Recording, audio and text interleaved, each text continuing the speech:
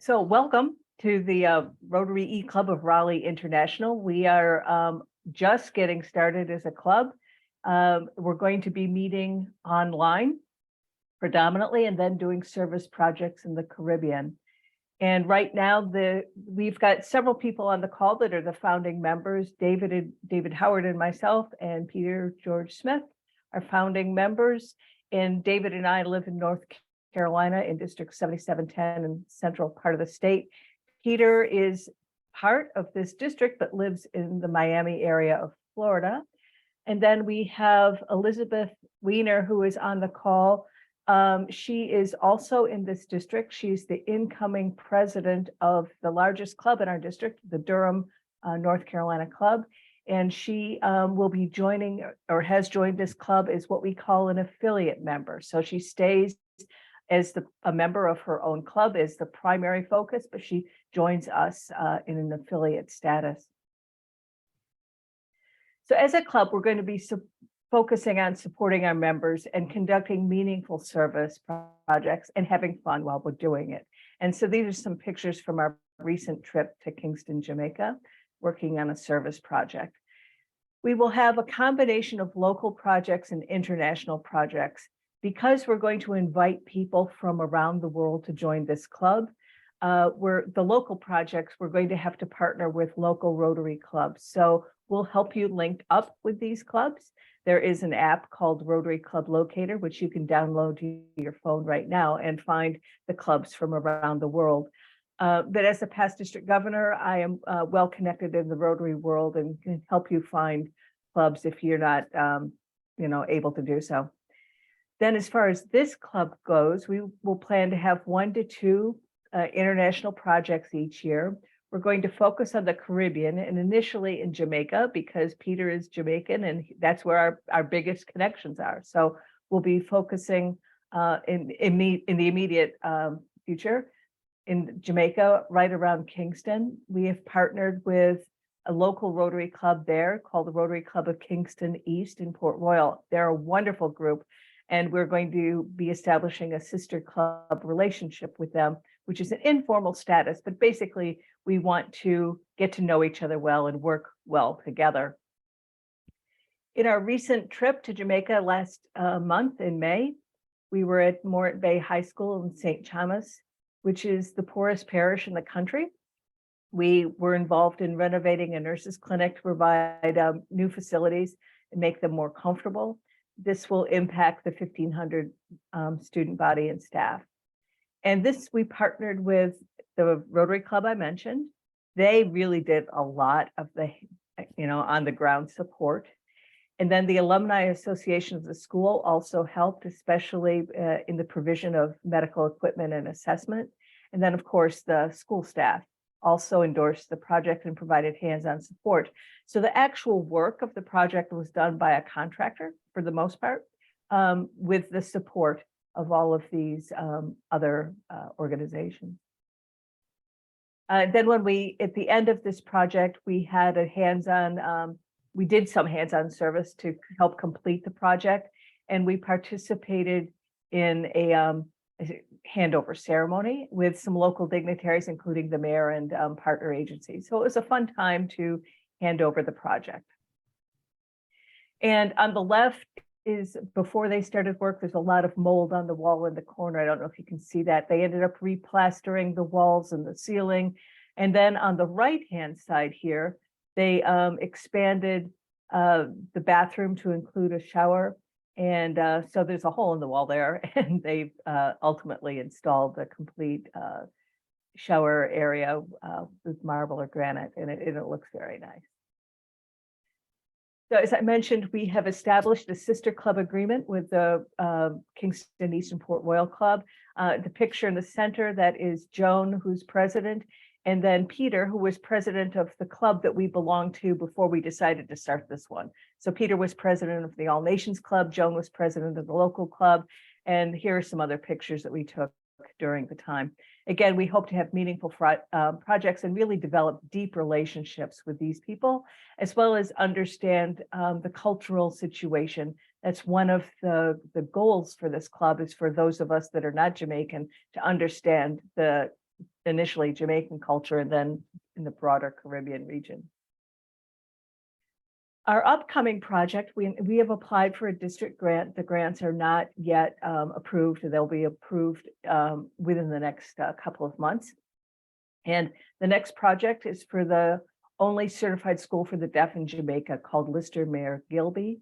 They have a total of 3 campuses with about 120 students. We went to the school and met the teachers and staff, and they are so very committed to these kids. It's just amazing to see their interaction with the students. They have a really long list of things they need. They're underfunded, as are many schools in Jamaica, but particularly this one seems to need a great deal of support. And so they've listed, we have a whole list of priorities, and the first priority is computers. But one of the beautiful things while we were in Jamaica is that one of the members of the Jamaican club said, well, gee, if they need computers, I've got this connection. I might be able to get them free computers. And we think that's going to come to be. It would still not, totally done, but it looks very likely that through our identification of this need and communication with the local Rotary Club, it's going to happen without us needing to be involved. The second priority is the one that we're probably going to be doing.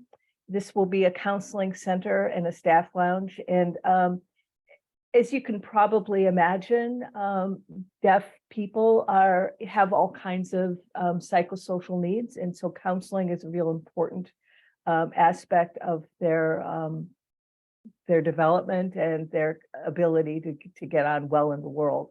So this counseling center is an important thing that they're looking to have. So David and Peter, okay, all 3 of us went to Jamaica in May, but David and Peter are going back in next month to do some follow-on work with vendors and the school to figure, and also other contractors to find out, really truly what can we do here with this counseling center? What is the best way forward? And so we are absolutely in a development process of understanding not only the needs of the school, but what can we accomplish with the money that we have. And this is going to be around a $20,000 project. We're a brand new club. We don't have a lot of money. So fundraising is going to be important. The district grant will help us, but will not cover the whole cost. So we'll be talking about raising some money for these projects. So part of what we hope to do is to learn about the culture. So while we were in Jamaica, we went on this art walk tour, which was wonderful, downtown Kingston, Jamaica. It has won awards and was just a fascinating way to see the renaissance of the downtown area and the artists. It was quite an impressive project. And so we will be including things like this every time we do an international project. So the international service projects will include hands-on service, depending on what we actually need to do. It may not be very extensive. We'll also make sure to include social activities with our sister club, the Rotary Club of Kingston East and Port Royal. We want to get to know them. And we'll have some sort of cultural experiences, as I've mentioned. We will have a travel team of Rotarians that will help us organize these trips, from the air, hotel, and local transportation activities and so forth. We'll also do a pre-trip orientation so you know what to expect. We'll also likely include optional tourist activities either before or after the trip, perhaps both. And we'll encourage you to invite your family and friends. Again, we want this to be an open opportunity, recognizing it may not be appropriate for really young kids, but nonetheless, friends and family are welcome. And we will fund our own travel on these international projects. We'll also make sure we have some celebratory events. We want to support our members through friendship and networking and developing leadership skills, sharing our expertise because we come from a wide variety of backgrounds. And also I've mentioned having cross-cultural understanding and fun. So these pictures on the right are from when we were in Jamaica. So at the bottom right, we honored President Peter with a Paul Harris Fellow. Paul Harris was the founder of Rotary, and this is a recognition that is, it's a high recognition for doing good and commitment to service. And then we heard about this Jamaican national dish called, okay, Peter, I can never get this pronunciation right. So he has to unmute and tell me how to pronounce it again, Peter. It is ackee and saltfish. Ackee and saltfish. Saltfish is actually dried codfish. Yep. And ackee. Okay. So the reason we got talking about this, I had heard about this dish before we went. And we were at the school and we were hanging around between, actually cooling down because it was quite warm. So we were sitting under some shade trees and there was a tree and one of the Rotarians said, hey, that's an ackee tree. And so we went over to see it. It's a funny looking tree with a funny looking fruit. But she said she would make us this dish. So this Rotarian, who was just an amazing woman, made us this dish and brought it to us the next day in this lovely thermos. And so we had a special opportunity to taste the homemade national dish of Jamaica. And this, I just want to brag on this woman.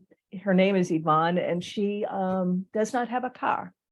And she yet attends every single Rotary event and project. She finds a way to get there through public transportation or through taxis. She is just so thoroughly committed, it's not funny. So anyway, so she was lovely and provided us with a sampling of the national dish. We've had people ask or raise the questions about what about safety and security? There certainly are portions of Jamaica that are dangerous, as there are in the United States, and quite frankly, most any country. So we mitigate the risk because one, Peter knows the country, right? So he knows where we should go and where we shouldn't. We stay in major hotels and safe sections of the city. We always travel in groups, and we'll have prearranged local transportations, shuttles rather than using taxis, so that we're comfortable with that. And similarly, for the cultural experiences, they'll be prearranged. And we'll be traveling with Peter and other locals that are familiar with the country. So while nothing is safe, we felt very comfortable while we were there in May, and I'm sure it will be the same.